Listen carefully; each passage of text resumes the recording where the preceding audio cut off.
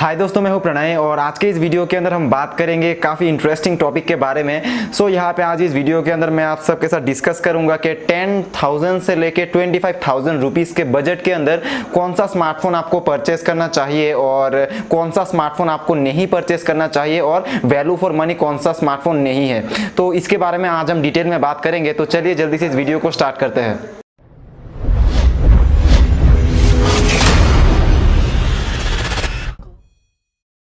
दोस्तों, सबसे पहले तो मैं आप सबको बोल दूं कि अगर आपका बजट 10,000 रुपीज़ से नीचे है तो आपको एक अच्छा वैल्यू फॉर मनी स्मार्टफोन नहीं मिल सकता। तो मैं आप सबको यही रिकमेंड करूंगा कि मिनिमम आपका जो बजट रखना चाहिए आपको वो है 10,000 रुपीज़। अगर आपको एक नया स्मार्टफोन परचेस करना चाहिए तो चलिए इस लिस्ट को जल्दी से आप सबके साथ शेयर करता हूँ।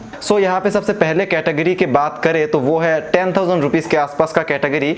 और यहाँ पे मैंने रिसर्च किया और जो मुझे पर्सनली सबसे बेस्ट स्मार्टफोन लगा 10,000 रुपीज़ के अंदर वो इन शॉर्ट इन्फिनिक्स नोट 5। तो इन्फिनिक्स नोट 5 मैं क्यों बोल रहा हूँ, क्योंकि इसके अंदर आपको 10,000 रुपीज़ तो ऑफकोर्स इसका प्राइसिंग है, उसके अंदर आपको इसके साथ एंड्रॉयड 1 का सपोर्ट मिलता है, एक अच्छा खासा डिस्प्ले, एक अच्छा खासा बैटरी और ओवरऑल मुझे ये जो स्मार्टफोन का पैकेज है वो डेफिनेटली काफ़ी ज़्यादा पसंद आया। और इसके अंदर मीडियाटेक का एक नया प्रोसेसर है जो कि हीलियो का प्रोसेसर है। तो ये प्रोसेसर आप में से बहुत सारे लोग इस प्रोसेसर को लेकर कंफ्यूज होंगे, तो मैं बोलूँगा कि डेफिनेटली ये जो इन्फिनिक्स नोट 5 के अंदर जो हीलियो का नया मीडियाटेक का प्रोसेसर है ये 10,000 रुपीज़ के अंदर काफ़ी बेहतरीन है। और यूट्यूब के अंदर आप इसके कुछ रिव्यूज़ वगैरह देख सकते हैं। इसके अंदर एक्चुअली पबजी अगर आप खेलना चाहते हैं तो ये इन्फिनिक्स नोट 5 आपके लिए नहीं है। पबजी इसके अंदर लैग करेगा हाई सेटिंग्स के अंदर, लेकिन फिर भी ये स्मार्टफोन ओवरऑल 10,000 रुपीज़ के अंदर मुझे लगता है कि बेस्ट है। दोस्तों, उसके बाद चलते हैं हमारे नेक्स्ट कैटेगरी के अंदर जो है 15,000 रुपीज़ के आसपास का कैटेगरी। अगर आप 15,000 रुपीज़ के आसपास कोई स्मार्टफोन परचेस करना चाहते हैं तो डेफिनेटली यहाँ पे वन एंड ओनली एक ही ऑप्शन पहले था जो कि था Redmi Note 5 Pro, लेकिन अभी मैं आप सबको बोलूँगा कि उसको मत परचेस कीजिए। 15,000 रुपीज़ के अंदर आपको Asus का Zenfone Max Pro M1 6GB वाला वेरिएंट मिलेगा और उसके अंदर आपको improved cameras, improve RAM management और बहुत ज़्यादा इम्प्रूव्ड आपको इसको अंदर जो कैमरा क्वालिटी और परफॉर्मेंस देखने को मिल जाएगी। तो ओवरऑल मैं आप सबको ज़्यादा बात नहीं करूँगा, मैं आप सबको बोलूँगा कि 15,000 रुपीज़ अगर आपका बजट है तो Asus Zenfone Max Pro M1 6GB वाला वेरिएंट आँख बंद करके परचेस कर लीजिए। और अभी तो इसका ब्लू कलर वाला वेरिएंट भी अवेलेबल है, तो काफ़ी बेहतरीन ये ऑप्शन है।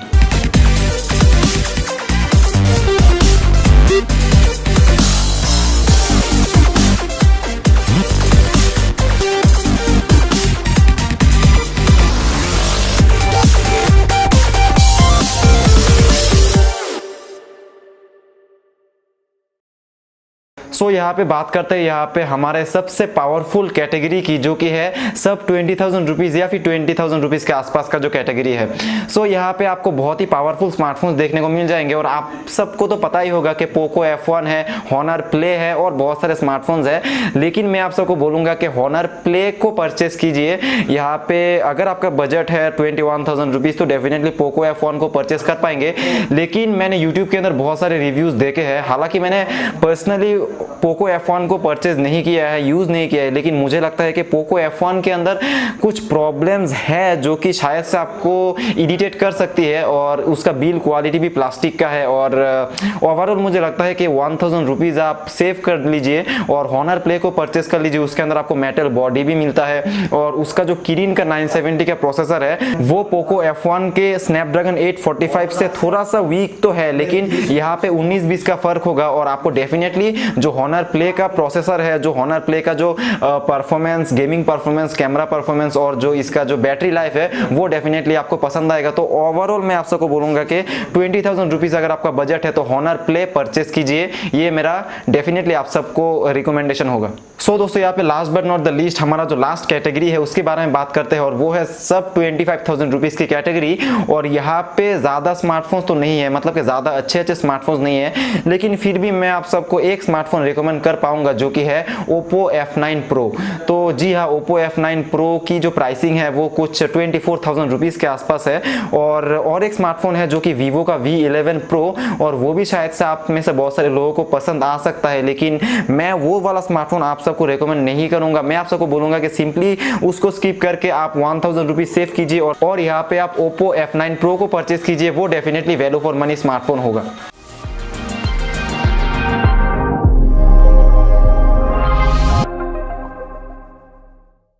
सो दोस्तों बस इस वीडियो में बस इतना ही था। तो यही थी कुछ स्मार्टफोन्स जो मैं आप सबको पर्टिकुलर कैटेगरीज के अंदर रिकमेंड करूंगा, और मैं आप सबको बोलूंगा कि यही स्मार्टफोन्स परचेस कीजिए। अगर आपका बजट इतना इतना है तो डेफिनेटली आपको आपका स्मार्टफोन का बेस्ट वैल्यू देखने को मिल जाएगा।